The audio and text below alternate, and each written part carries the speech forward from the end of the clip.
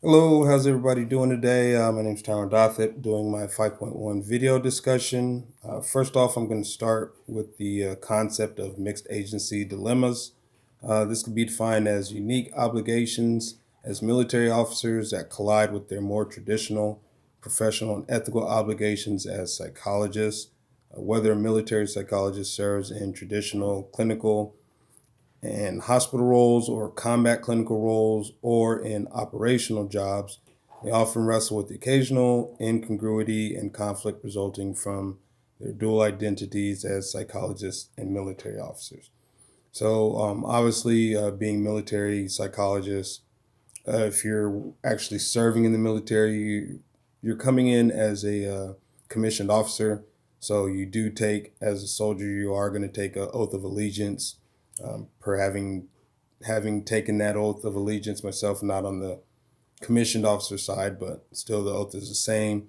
Sworn to defend and uphold the Constitution against all enemies, foreign and domestic, as well as follow the orders of those placed above me.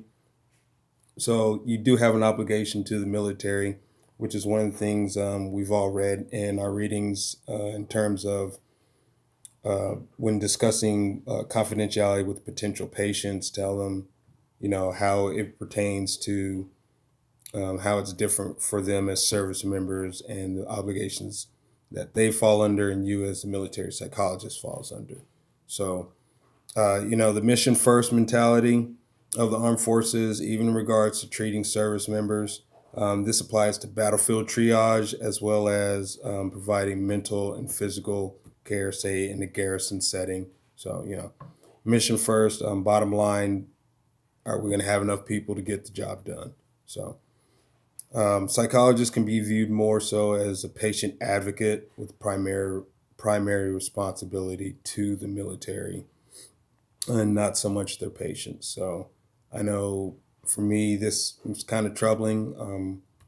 Hopefully, I guess working in civilian side, maybe future employment with VA, that won't be as much of a conflict.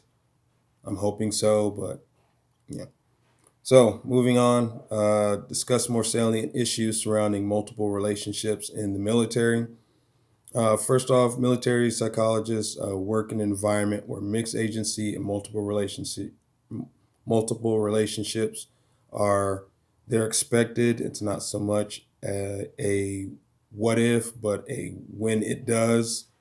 Um, Most military psychologists have not received military specific ethics education unless interning with military related facilities.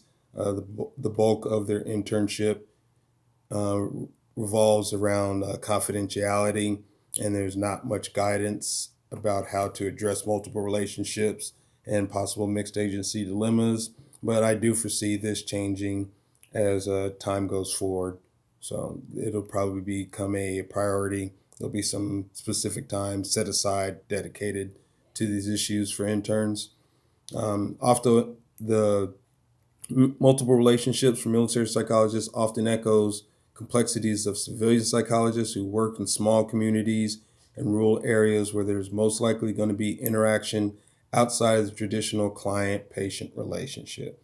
Working on a military installation, you as a psychologist, you would most likely run into a patient of yours in the commissary, the PX, at the gym, if not in church, various locations around posts that sooner or later you would most likely run into someone that you're treating as a client. One of the readings said to address that in in your sessions and find out how the person would want you to approach them or to avoid them or when it would be okay to approach them.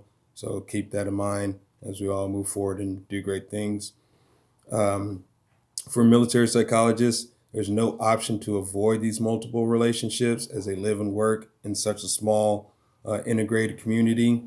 Most of the time, they possess a certain degree of power over the majority of their patients due to their rank as military officers. One of the studies quoted 80 to 80 as a military officer or as an officer, the military psychologist outranks 80 to 85% of the personnel that they treat of their patients. Um, in terms of those that the 15 to 20% they don't outrank, they may be asked to perform an evaluation or provide services for a superior officer. So obviously in civilian sector, ways around that, whereas in the military, there may not be a way around it. You may have to do that. So one other thing that was mentioned in reference with the Gottlieb model was encouraging the APA and the DoD to collaborate in an attempt to better define and protect provider-client relationship in the military environment.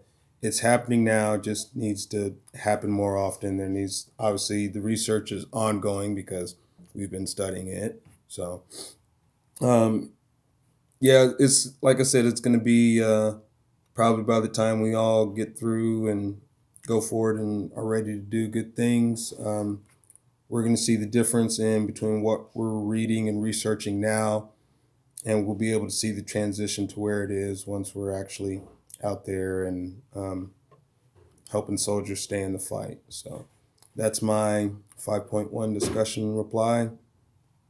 Feel free to comment. Take care. God bless. Bye.